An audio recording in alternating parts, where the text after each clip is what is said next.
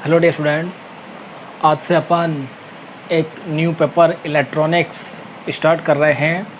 यहाँ पर अपन जो इलेक्ट्रॉनिक्स का सिलेबस है वो चलेंगे अपन UOK के according, university of Kota. University of Kota के सिलेबस में इलेक्ट्रॉनिक्स BSc सेकेंड ईयर में सेकेंड पेपर है एंड इस पेपर में टोटल 5 यूनिट्स है जिनको अपन 1 बाय 1 डिस्कस करेंगे। पहले अपन ये देखते हैं कि जो ये 5 यूनिट्स हैं वो 5 यूनिट्स कौन कौन सी है। तो यहाँ पर जो फर्स्ट यूनिट है वो फर्स्ट यूनिट है परिपथ विश्लेषण। It means circuit analysis.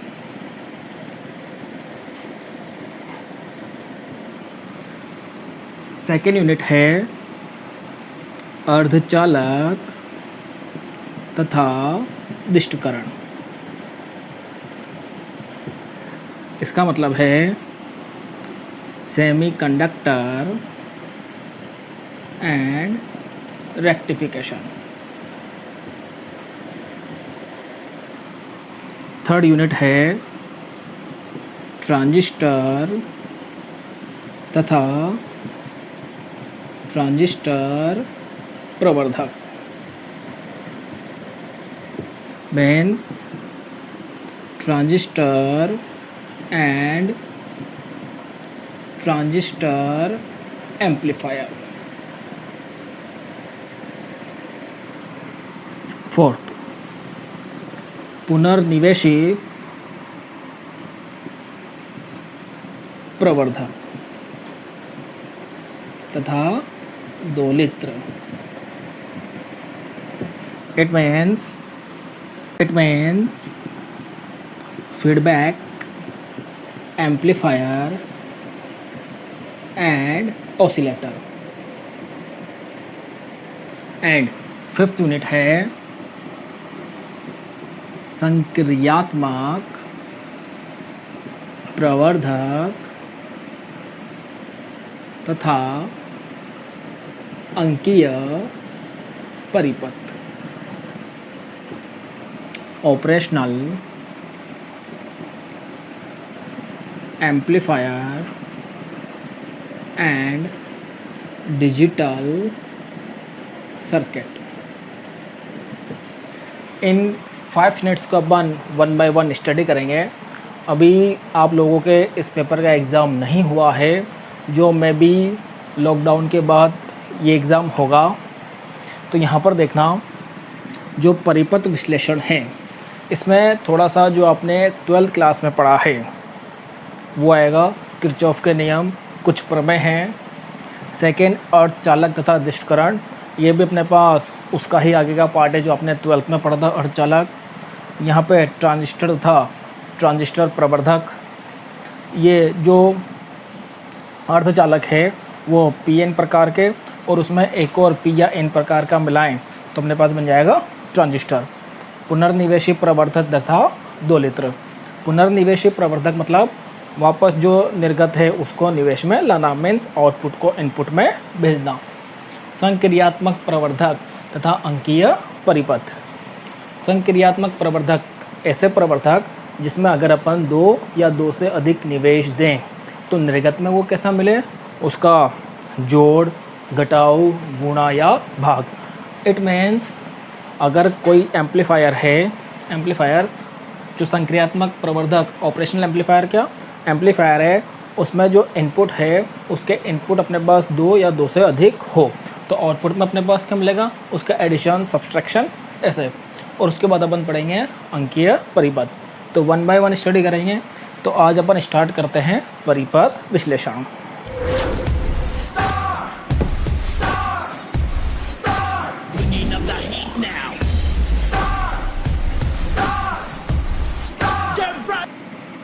Unit first, परिपथ विश्लेषण। Means circuit analysis. अपन इसमें हिंदी इंग्लिश दोनों में एक्सप्लेन करेंगे फर्स्टली हिंदी में, बाद में उसको ही इंग्लिश में। डेरिवेशंस में हिंदी इंग्लिश का कोई मैटर नहीं करता। ये यूनिट स्टार्ट करने से पहले अपन थोड़ा सा जनरल टर्म्स देखेंगे जो इसमें यूज आएगी, कुछ फॉर्मूले जो आपने 12th में पढ़ रखे हैं, फिर भी अपन यहाँ पर केवल उनको एक बार रिवाइज करेंगे। तो 1 बाय 1 जो टॉपिक देखें, तो अपन फर्स्ट टॉपिक देखते हैं आवेश। आवेश क्या होता है? चार्ज। ये आगे हेल्पफुल रहेगा जो थ्योरम्स है उनको अंडरस्टैंड करने में। आवेश क्या होता है? देखो, आवेश किसी भी वस्तु का वह गुण है जिसके द्वारा वह विद्युत तथा उससे उत्पन्न प्रभाव का अध्ययन कर सकते हैं। आवेश एक तरह से इलेक्ट्रॉन है, कोई वस्तु है वो इलेक्ट्रॉन का त्याग करती है या इलेक्ट्रॉन को ग्रहण करती है, और ये दो प्रकार के होते हैं, धनात्मक तथा ऋणात्मक। सेकंड, धारा, इलेक्ट्रिक करंट। आवेश है, आवेश को अपन प्रदर्शित करते हैं क्यों से। द विद्युत धारा क्या है? देखो, जो आवेश है, आवेश के प्रवाह की दर को बोलते हैं अपन विद्युत धारा, the rate of flow of charge. Current को अपन प्रदर्शित करते हैं आई से, और आई होता है Q/T, और इसका मात्रक होता है एम्पियर। थर्ड अपन बात करते हैं विभव, विभव या फिर वोल्टता। वोल्टता क्या होता है? कोई भी आवेश है, एकांक आवेश को एक बिंदु से दूसरे बिंदु तक लाने में किया गया कार्य, या फिर अनंत से विद्युत क्षेत्र में किसी बिंदु तक लाने में किया गया कार्य। तो ये जो V है, ये V अपने पास W/Q। तो यहाँ पर आ गया अपने पास विभवांतर, इसका मात्रक होता है वोल्ट। नेक्स्ट अपन बात करें शक्ति, पावर। शक्ति क्या? कार्य करने की दर। कार्य करने की दर क्या होती है? शक्ति। इसको प्रदर्शित करते हैं अपन P से, और यहाँ से ये P हो जाएगा अपने पास W/T। The rate of doing work is power. अब देखो, ये तो अपने पास कार्य और समय के रूप में है। इसको अगर अपन वोल्टता और धारा के रूप में निकालें तो V = होता है W/Q। तो यहाँ से W क्या हो जाएगा? VQ। तो इस W की वैल्यू अपन यहाँ पुट करेंगे, तो P = VQ/T, और Q/T ये क्या होता है? I। तो P = हो गया V × I। ये हो गई शक्ति। नेक्स्ट देखें अपन ऊर्जा। ऊर्जा क्या होती है? कार्य करने की क्षमता को ही बोलते हैं अपन ऊर्जा। एक तरह से ऊर्जा कार्य का ही रूप है। अगर P होता है W/T, और अगर एक सूक्ष्म अंतराल की बात करें, क्षण की बात करें, तो P = हो जाए dW/dt। तो यहाँ से dW = P/dt, और ये W हो जाएगा P/dt। ठीक। अब बात करें प्रतिरोध। प्रतिरोध, रेजिस्टेंस, ये एनर्जी। प्रतिरोध, रेजिस्टेंस क्या होता है? कोई भी चालक है, उसमें अगर कोई धारा प्रवाहित हो रही है, तो धारा के प्रवाह में आने वाली बाधा, उसको बोलते हैं अपन प्रतिरोध, resistance, the oppose of flow of charge. और जो रेजिस्टेंस है, वो रेजिस्टेंस का फॉर्मूला होता है ρL/A, जहाँ पे रो ये तो है प्रतिरोधकता,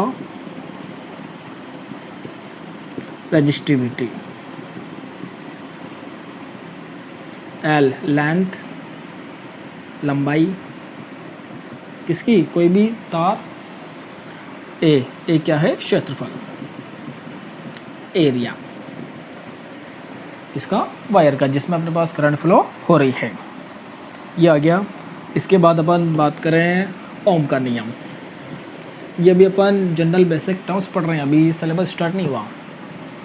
नेक्स्ट अपन पढ़ें ओम का नियम, ओम्स लॉ। ओम्स लॉ क्या? देखना, कोई भी एक तार है, वायर है, अगर उसमें अपन विद्युत वाहक बल एक वोल्टता अपन लगाएंगे, अप्लाई करेंगे, तो उसमें क्या होगा, करंट फ्लो होएगी, धारा प्रवाहित होगी। अब जितना ज़्यादा अपन वोल्टता का मान बढ़ाते जाएंगे उतनी ही क्या होगी, उसमें धारा का मान बढ़ता जाएगा। तो एक तरह से ये विद्युत वाहक बल और वोल्टता किसके समानुपाती है, धारा के समानुपाती है, नियत ताप और दाब पर। और जब भी समानुपाती हटता है तो कुछ ना कुछ कांस्टेंट आता है। तो यहाँ पर कांस्टेंट आया आर और ये हो गया आई, और ये आर है, यही आर के अपने पास प्रतिरोध, और जो आया भी इक्वल टू आर आई, ये क्या है, ओम का नियम। और यहाँ से आर का सूत्र निकल जाएगा V/I। ये हो गया ओम का नियम। नेक्स्ट अपन देखते हैं इसमें प्रतिबाधा। प्रतिबाधा इसको बोलते हैं इम्पीडेंस। देखो, कोई भी सर्किट है, परिपथ है, उसमें प्रत्यावर्ती धारा प्रवाहित हो रही है, तो प्रत्यावर्ती धारा के प्रवाह में आने वाली बाधा, उसको ही अपन क्या बोलते हैं, प्रतिबाधा। मीन्स कोई भी सर्किट है, उसमें जब अल्टरनेटिंग करंट फ्लो हो रही है, तो अल्टरनेटिंग करंट फ्लो में जो अपोज होता है, वही अपोज क्या होता है, इम्पीडेंस। इसको अपन प्रदर्शित करते हैं जेड से, और इसका मात्रक भी होता है ओम। और प्रतिबाधा 3 प्रकार की होती है। पहला रेखीय प्रतिबाधा, मीन्स लीनियर इम्पीडेंस। दूसरा अरेखीय प्रतिबाधा, नॉन लीनियर इम्पीडेंस। तीसरा द्विपार्श्वीय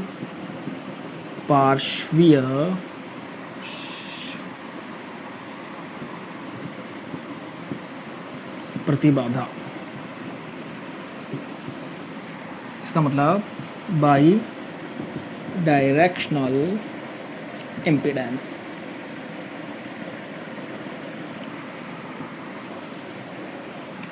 जो रेखीय प्रतिबाधा है, रेखीय प्रतिबाधा क्या, देखो, ऐसी प्रतिबाधा जिसमें वोल्टता और धारा के मध्य वक्र कर्व अपन बनाएंगे, तो कैसा कर्व आएगा, एक सीधी रेखा।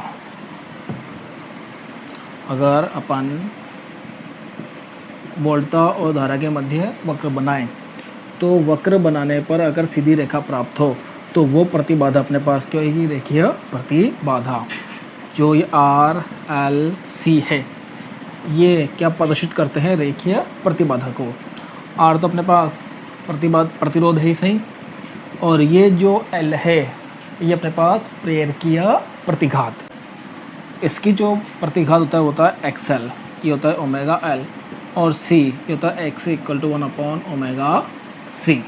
L होता है इंडक्टिव रिएक्टेंस, और C होता है अपने पास कैपेसिटिव रिएक्टेंस। प्रेरकीय प्रतिघात और ये धारितीय प्रतिघात।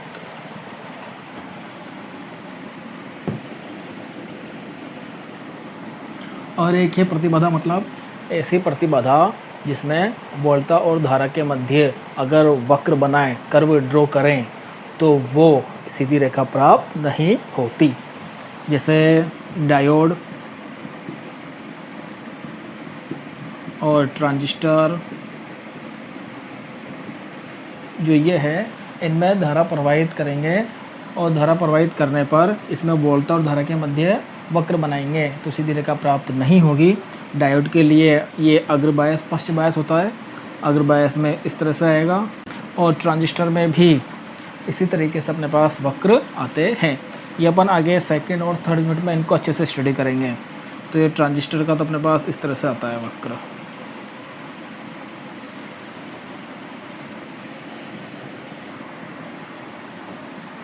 द्विपार्श्वीय प्रतिबाधा, मतलब ऐसी प्रतिबाधा जिसमें अगर कोई अपने पास कंपोनेंट है, अवयव है, उसमें धारा की दिशा भी परिवर्तित कर दें, तो धारा की दिशा परिवर्तित करने पर भी प्रतिबाधा के मान में कोई परिवर्तन नहीं होता। जैसे ये प्रतिरोध है। अब चाहे अपन धारा ऐसे बी की तरफ प्रवाहित करें या अपन धारा बी से ए की तरफ प्रवाहित करें, आर के मान में कोई परिवर्तन नहीं आएगा। तो द्विपार्श्वीय प्रतिबाधा के उदाहरण है वही आर एल सी कंपोनेंट। अब जो डायोड ट्रांजिस्टर है वो द्विपार्श्वीय प्रतिबाधा नहीं है, क्योंकि धारा की दिशा परिवर्तित करने पर प्रतिबाधा का जो मान है वो परिवर्तित हो जाता है। ये डायोड है ए बी। अगर धारा ए से बी तक जाएगी तब तो इसकी जो प्रतिबाधा है वो बहुत कम होएगी। अगर धारा बी से ए तक जाएगी तो इसकी जो प्रतिबाधा है वो बहुत बढ़ जाएगी। नेक्स्ट है प्रवेश्यता, मीन्स एडमिटेंस। प्रवेश्यता, एडमिटेंस। जो ये प्रवेश्यता है, प्रवेश्यता क्या होती है? कोई भी परिपथ है, उस परिपथ की जो प्रतिबाधा है, उस प्रतिबाधा का व्युत्क्रम, वो अपने पास क्या होता है? प्रवेश्यता। और इसको अपन प्रदर्शित करते हैं y से। तो y इक्वल टू हो गया 1/z, the reciprocal of impedance. और इसका जो मात्रक होता है वो मात्रक होगा ओम इनवर्स या फिर मो। नेक्स्ट टॉपिक है जाल, नेटवर्क। जाल क्या होता है? देखो, वे विद्युत परिपथ जिसमें विद्युत अवयव जैसे प्रतिरोध, प्रेरक कुंडली, संधारित्र, डायोड, ट्रांजिस्टर,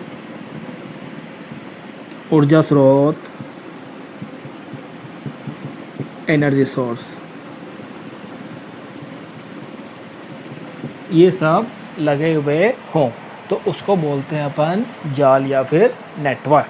जो ये जाल है इसके 3 मेन पार्ट्स है, 3 मुख्य भाग है। तो जाल है, जाल के 3 मुख्य भाग कौन कौन से हैं? जाल के मुख्य भाग, मेन पार्ट्स ऑफ नेटवर्क। जाल के 3 मुख्य भाग है। फर्स्ट वो अपने पास शाखा, ब्रांच। सेकंड है नोड या फिर संधि बिंदु, नोड। और थर्ड है लूप या पाश।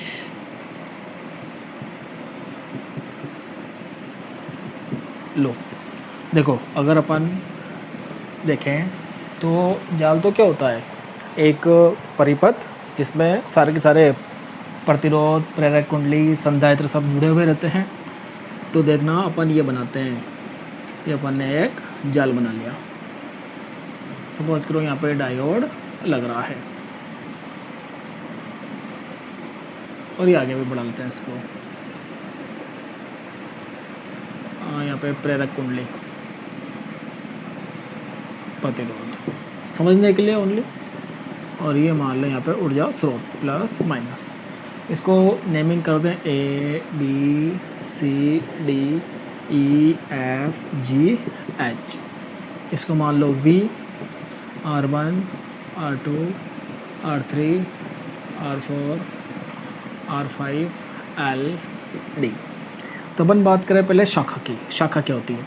देखो, जाल है, जाल का वह भाग जिसमें धारा का मान एक समान रहता है उसको बोलते हैं अपन शाखा। एक समान रहने का मतलब, यहाँ पे अपन ने ऊर्जा स्रोत लगाया जो है वोल्टा स्रोत, यहाँ से धारा प्रवाहित होगी। तो देखो, यहाँ से धारा प्रवाहित होगी, सपोज करो आई धारा प्रवाहित हुई। अब जब ये आई धारा यहाँ से प्रवाहित हुई तो ये आई धारा यहाँ से जाएगी बिंदु बी पर। अब यहाँ पर देखो, इसको 2 रास्ते मिल रहे हैं, तो धारा यहाँ पर भी जाएगी और यहाँ पर भी जाएगी। तो इसको मान लो I1, इसको मान लो I2। अब जब ये I1 यहाँ पर जाएगा तो I1 यहाँ पर आया तो यहाँ पर भी इसको 2 रास्ते मिल रहे हैं, इधर और इधर। तो यहाँ पर CD की तरफ मान लो I3 और CF की तरफ मान लो I4। अब अपन बात कर रहे हैं शाखा। तो शाखा कोई भी जाल का वह भाग जिसमें धारा का मान एक समान रहे। तो वो भाग देखो, अब जैसे ये BC है तो ये PC एक पथ है, एक रास्ता है, पाथ है, यहाँ पर धारा का मान एक समान है I1, तो ये क्या है, ये शाखा है। ऐसा अगर यहाँ देखें अपन तो ये CDE ये है, ये एक पूरा क्या है, शाखा। यहाँ पे धारा का मान एक समान है, कितना है, I3। CF यहाँ पर भी धारा का मान एक समान है। BG ये भी क्या है, एक शाखा। नोट संधि बिंदु। संधि बिंदु क्या होता है, देखो कोई भी जाल है, उस जाल में वे बिंदु जहाँ पर दो या दो से अधिक शाखाएं आकर मिलती है उसको बोलते हैं अपन संधि बिंदु। अब यहाँ पर संधि बिंदु है, ये है B और C।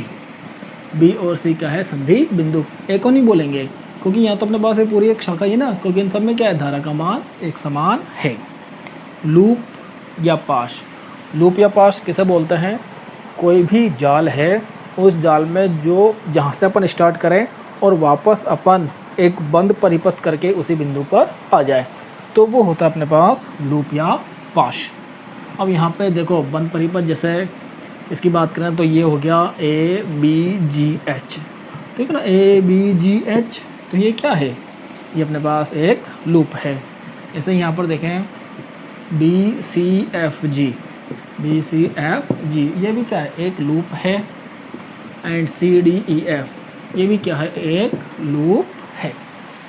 तो ये हो गया अपने पास जाल के मुख्य भाग। नेक्स्ट अपन इसमें पढ़ेंगे किरचॉफ का नियम।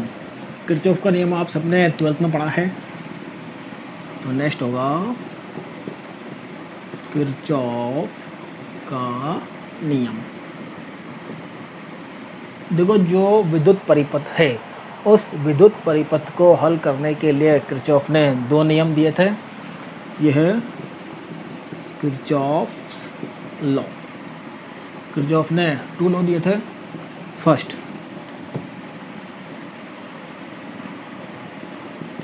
धारा का नियम, और दूसरा वोल्टता का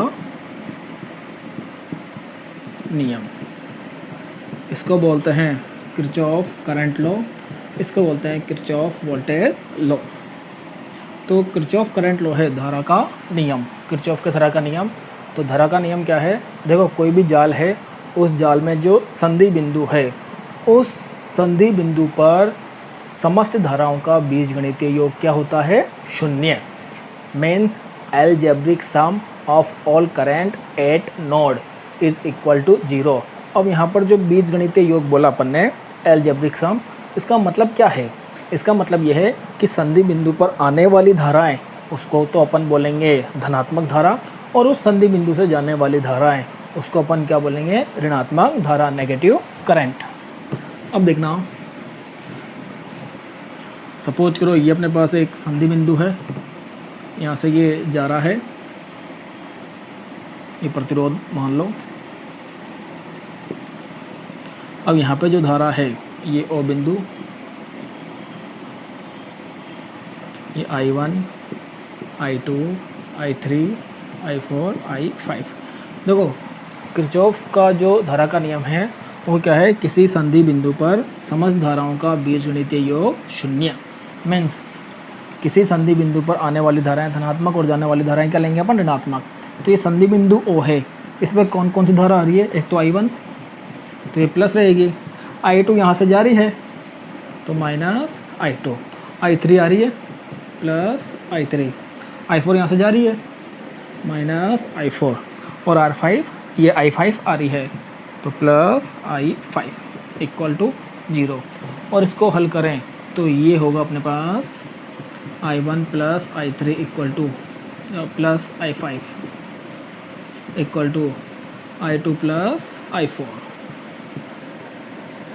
तो अपन इसको इस तरह से ही परिभाषित कर सकते हैं। किरचॉफ का जो धारा का नियम है, कोई संधि बिंदु है, उस संधि बिंदु पर आने वाली समस्त धाराओं का योग उस बिंदु से जाने वाली समस्त धाराओं के योग के बराबर होता है। तो ये हो गया I1, I3, I5 equal to I2, I4।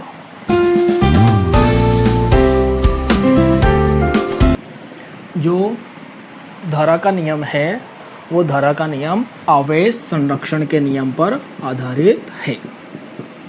आवेश संरक्षण का नियम, conservation of charge, law of conservation of charge, इस पर ये आधारित है, इस पर डिपेंड है।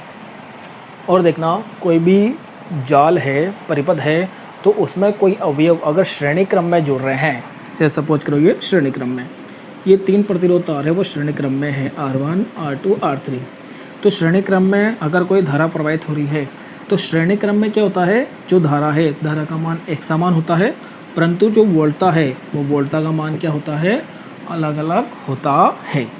और ऐसे ही अगर समांतर क्रम है, तो समांतर क्रम में धारा का मान तो अलग अलग होता है, I1, I2, I3, परंतु जो वोल्टा का मान है वो क्या होता है, एक समान। इसको भी अगर अपन जोड़ दें प्लस माइनस ये V, तो ये V ये श्रेणी क्रम में है, तो इन तीनों में विभक्त हो जाएगा।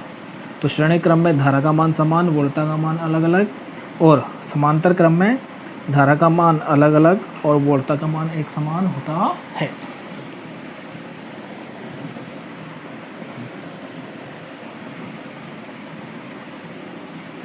नेक्स्ट अपन एक नियम देखेंगे, धारा विभाजन का नियम। ये इम्पोर्टेंट है, वैसे एग्ज़ाम में डायरेक्ट नहीं पूछते इसको, पर आगे जो अपन प्रमेय पढ़ेंगे, देखो आपके सिलेबस में टोटल 5 प्रमेय हैं, उन 5 प्रमेय में से एक ना एक प्रमेय 100% आती है। तो ये जो अपन नियम पढ़ रहे हैं, ये सब नियम बाद में उन प्रमेय को प्रूफ करने में, सिद्ध करने में काम आएगी। धारा विभाजन का नियम क्या बोलता है, देखो अगर अपने पास कोई 2 प्रतिरोध है, वो समांतर क्रम में है R1, R2, क्योंकि धारा विभाजन बोला तो समांतर क्रम होगा जब तो धारा विभाजित होगी। यहाँ पे अपने पास एक स्रोत लग रहा है प्लस माइनस V, यहाँ से धारा जा रही I, ये विभाजित होएगी I1 और I2, ठीक, इस बिंदु पे। तो अपन को I1, I2 का मान ज्ञात करना है, तो ये सूत्र याद रखना, ये होता है I1 = I into R2 upon R1 plus R2। इसका मतलब जैसा ये शाखा है R1, इस R1 में धारा का मान अपन को ज्ञात करना है I1, तो इसमें जो कुल धारा आ रही है वो कुल धारा इंटू, और जिस शाखा में धारा का मान ज्ञात करना है उसके अलावा जो शाखा बच रही है, ये R2 प्रतिरोध, ये प्रतिरोध अपॉन में कुल प्रतिरोध। ऐसे अगर अपन I2 निकालें तो I2 क्या होगा, I into R1 upon R1 plus R2। इसका मीन्स अब इस R2 में अपन को धारा का मान ज्ञात करना है, तो I2 = कुल धारा I इंटू, अब इसमें धारा का मान ज्ञात करना है, तो इसके अलावा जो प्रतिरोध बच रहा है वो अपॉन कुल प्रतिरोध। ये है, इसको अगर अपन प्रूफ करें एक न्यूमेरिकल से देख लेते हैं, देखना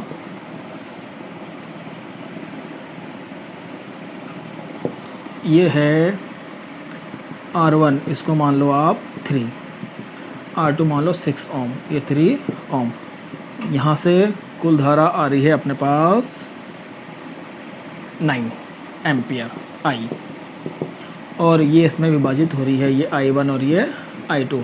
अब इनको I1 I2 का मान ज्ञात करना है, तो I1 क्या होगा, I into R2 upon R1 plus R2।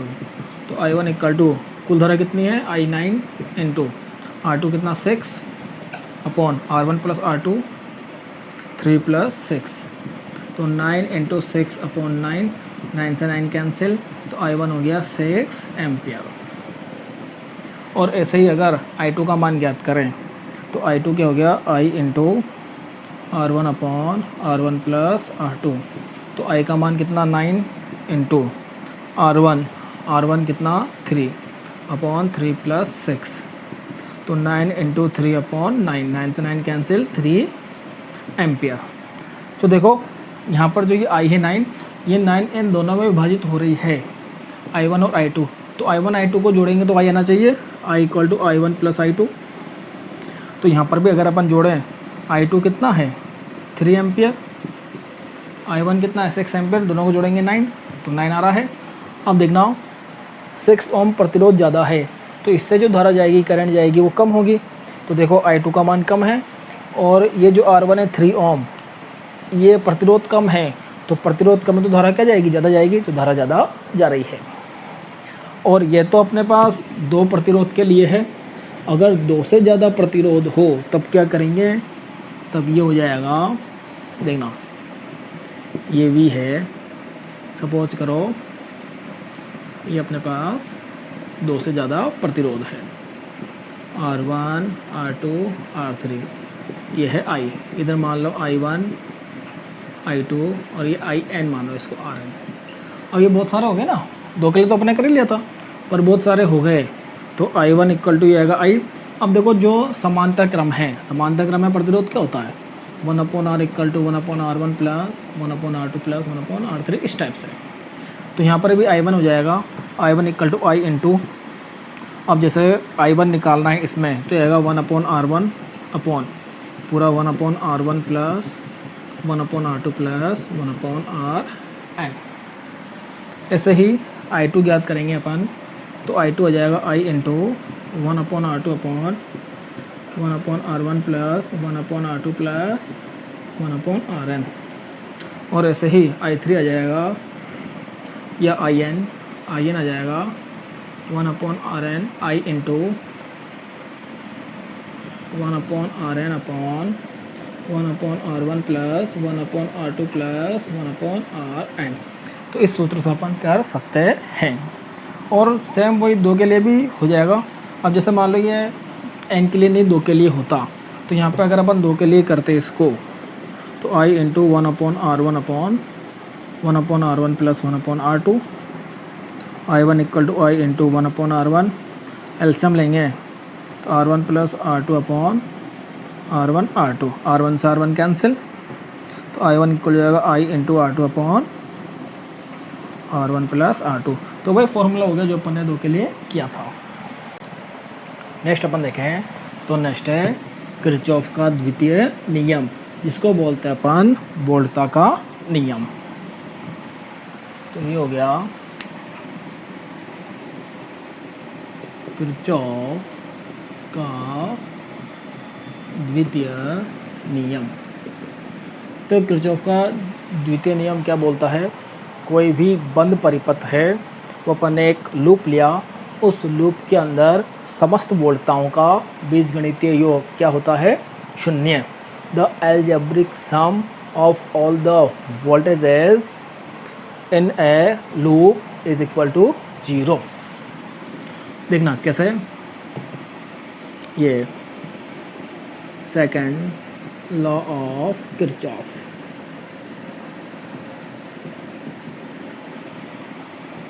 ना ये परिपथ है, इसमें यहाँ पर ये अपन ने वोल्टा स्रोत लगाया, voltage source plus minus V। अब देखो ये जो वोल्टा स्रोत है, इसमें तो प्लस माइनस अपन को पता रहता है। मान लो सेल है, उस सेल में कौन सा धनात्मक है, कौन सा ऋणात्मक टर्मिनल है, पॉजिटिव और नेगेटिव टर्मिनल, वो अपन को पता रहेगा। यहाँ पर ये सपोज करो R1, R2, R3 है, यहाँ पे ये करंट फ्लो हो रही है। अब यहाँ पे देखना ये समस्त वोल्टताओं का बीजगणितीय योग कैसे लेते हैं।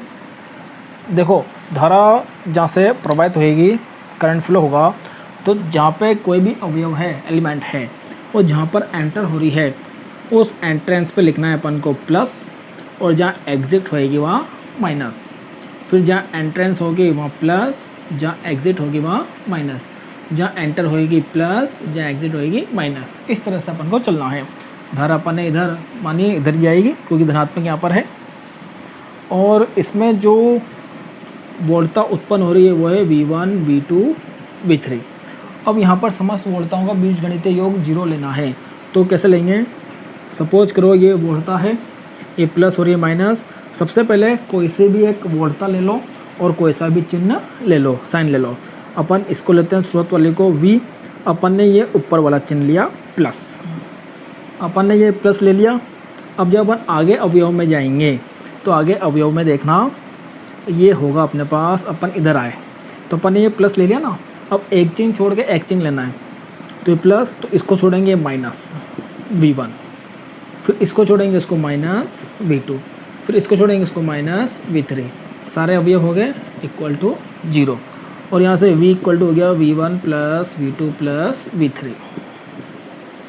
अगर अपन माइनस से भी चलते हैं तब भी अपने पास ये आता, माइनस V लिया, फिर एक चिन्ह छोड़ के एक चिन्ह लेते, तो ये अपने पास माइनस ले लिया, उसके बाद इस प्लस को छोड़ के ये प्लस V1, उसके बाद इस माइनस को छोड़ के ये प्लस V2, फिर ये माइनस को छोड़ के ये प्लस V3 इक्वल टू 0। अभी भी ये माइनस उधर भेजेंगे, V1 plus V2 plus V3 equal to V। तो ये और ये दोनों समीकरण सेम हैं, और यहाँ से V1 है तो V1 क्या होगा IR1, V2 IR2, V3 IR3। तो यहाँ से V हो जाएगा IR1 plus IR2 plus IR3। कुछ न्यूमेरिकल देखते हैं।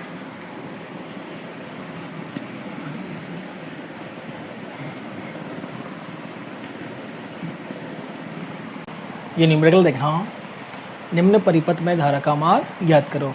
ये एक परिपथ है, इसमें अपन को धारा का मान ज्ञात करना है। अब देखो इसमें वोल्टा स्रोत दे रखे हैं और प्रतिरोध दे रखा है। अब ये बी से प्लस माइनस, ये प्लस माइनस, आपकी इच्छा हो वहाँ पर धारा की दिशा मानो, आंसर अपने पास अलग नहीं आएगा।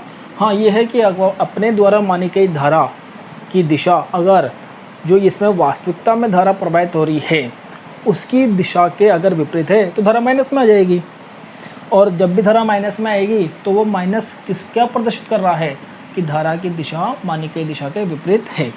अपन ने मान लिया ये अपने पास एक लूप है, इस लूप में जो धारा प्रवाहित हो रही है, इस लूप में धारा प्रवाहित हो रही है दक्षिणावर्त क्लॉकवाइज। ये अब देखो इधर धारा प्रवाहित हो रही है, धारा है I। तो देखो अपन ने बोला था जो अवयव है, देखो ये तो स्रोत है, इसमें तो प्लस माइनस फिक्स है, पर जो ये अवयव है इस अवयव में प्लस माइनस फिक्स नहीं है, तो अपन मानेंगे। तो देखो ये धारा जब इधर जाएगी दक्षिणावर्त तो 4 में यहाँ से एंटर होएगी, अंदर जाएगी तो इधर प्लस और इधर माइनस, और इधर आके ये इधर आ रही है तो इधर प्लस इधर माइनस, इधर जा रही है ना, तो जहाँ पर एंटर होएगी वहाँ प्लस लिखेंगे, जहाँ से बाहर निकलेगी वहाँ माइनस। अब इसमें KVL लगाएं अपन, तो कहीं से भी कुछ भी ले लो, एक अपन यहाँ से स्टार्ट करते हैं और प्लस लेते हैं, प्लस 20 प्लस लिया। अपन ने बोला एक चिन्ह छोड़ के एक चिन्ह लेना है, तो ये प्लस लिया तो इसको छोड़ के इसको माइनस। अब देखो यहाँ वोल्टता क्या होगी, वोल्टता होती है ओम के नियम से IR। तो इस शाखा में जो धारा जा रही है कितनी जा रही है I, और इसका प्रतिरोध कितना है 4, तो जाएगा 4I। अब यहाँ पर ये प्लस प्लस छोड़ा माइनस, फिर प्लस छोड़ा माइनस माइनस, ये तो 10 वोल्ट है ही सही। अब ऐसा मत करना I × 10, वो तो फिर वोल्टता इंटू धारा हो जाएगी, ये नहीं करना, यहाँ वोल्टता पहले सही है 10 वोल्ट, तो -10। और यहाँ पर वोल्टता देखें तो देखना यहाँ पे ये माइनस हुआ, फिर प्लस छोड़ के ये माइनस माइनस। अब ये प्रतिरोध है, तो प्रतिरोध इंटू धारा वो होता है V लिखना, वोल्टताओं का बीजगणित ही हो गया, तो ये 6 × I = 0। अब ये जो बना ये क्या बना, 20 - 10 ये हो गया 10, -4I - 6I -10I = 0। तो 10 = 10I, I = 10/10 = 1 एम्पियर। जो इस परिपथ में धारा प्रवाहित हो रही है वो। अब किरचॉफ का प्रथम नियम पढ़ा अपन ने, वो पढ़ा धारा विभाजन का नियम। यहाँ पे किरचॉफ का द्वितीय नियम पढ़ा, यहाँ पर अपन पढ़ेंगे वोल्टता विभाजन नियम। ये वोल्टता विभाजन नियम भी बहुत ही महत्वपूर्ण इम्पोर्टेंट है, जो आगे यूनिट्स में भी काम आएगा और इस यूनिट में भी काम आएगा। तो नेक्स्ट है वोल्टता विभाजन का नियम, वोल्टेज डिवीज़न रूल। देखो वोल्टेज डिवीज़न मतलब वोल्टता विभाजित हो रही है, और वोल्टता विभाजित कब होगी, श्रेणी क्रम में। तो सपोज करो अपने पास ये श्रेणी क्रम में है R1 R2, और यहाँ पर कुल वोल्टता है V। जो बचत हो रही है इसमें V1 और V2 में। तो अपन को किसी प्रतिरोध पे वोल्टता का मान ज्ञात करना है, तो ये होगा V1 इक्वल टू कुल वोल्टता इंटू जिस प्रतिरोध के सिरे पर वोल्टता का मान ज्ञात करना है वो प्रतिरोध अपॉन कुल प्रतिरोध। और ऐसे ही V2 होगा, वो V2 भी क्या हो जाएगा, कुल वोल्टता इंटू ये R2 upon R1 plus R2। ये जो इसे अपने धारा विभाजन में किया था उसमें तो जिस शाखा में धारा का मान ज्ञात करना है उसके अलावा जो प्रतिरोध बच रहा था वो लिया, पर इसमें क्या होगा, जिस प्रतिरोध के सिरे पर वोल्टता ज्ञात करनी है वही प्रतिरोध आएगा, क्योंकि श्रेणी क्रम में क्या होता है R1 plus R2 plus R3 कुल प्रतिरोध। और ऐसे ही अगर ये आगे भी है, अगर मान लो ये 2 तक नहीं, अपने पास ये n तक जा रहा है Rn Vn, तो ये हो जाएगा आगे से Vn equal to V into Rn upon R1 plus R2 plus Rn। अगर अपन इसको देखें एक न्यूमेरिकल से, तो देखना आप, देखो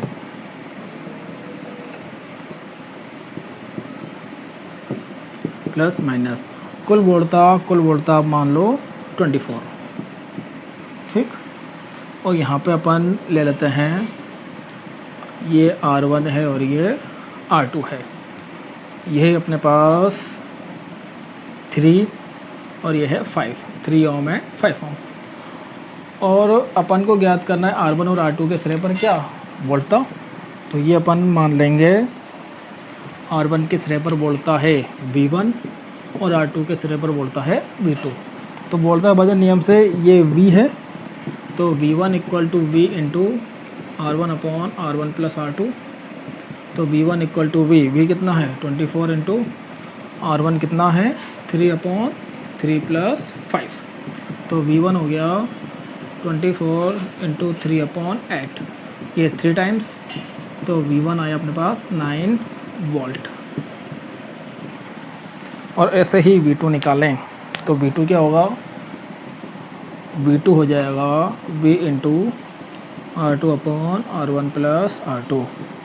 तो V2 equal to V into R2 5 upon 3 plus 5, V की वैल्यू 24, तो 24 इंटू 5 अपॉन 8, 3 टाइम्स, ये हो गया 15। तो V2 कितना आया 15 वोल्ट। अगर देखें ये अपने पास करेक्ट है या नहीं है, तो देखो यहाँ पर जो V है ये डिवाइड हुआ, तो V equal to V1 plus V2 होना चाहिए। तो V1 9 प्लस V2 15, जो अपने पास हो रहा है 24 इक्वल है। और V इक्वल टू होता है IR, एंड सीरीज कनेक्शन श्रेणी क्रम में I का मान समान रहता है, तो V प्रोपोर्शनल टू R बनेगा यहाँ से। मीन्स R की वैल्यू अगर हाई होगी तो V की वैल्यू भी हाई होगी, R की वैल्यू लो होगी तो V की वैल्यू भी लो होगी। अब ये 3 5 से कम है, तो यहाँ पर जो V1 है वो कम है और 5 ज़्यादा है R1 से, तो यहाँ पर अपने पास कितना आ गया 15 वोल्ट।